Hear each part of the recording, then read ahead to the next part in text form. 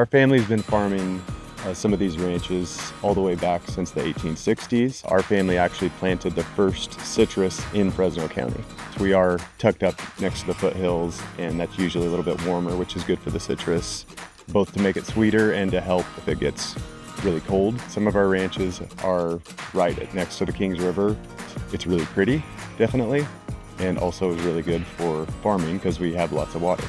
Got into the packing business and then got into the selling business so that we could make sure we were doing the best. And then as we've added growers, which started as friends and neighbors, we've always had a big emphasis on doing right by them because we were growers first. We're starting navel harvest here in October, and then mandarins we start late October, and we'll pack those into early June.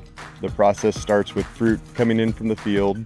Out of the field, you have big fruit, little fruit, pretty fruit, ugly fruit, all mixed together in a bin. So we'll dump the bin. First thing it'll get will be washed. It goes through an electronic sorter, camera system that takes 30 to 50 pieces of each piece of fruit. It'll be waxed and ready to go to the grocery store from there.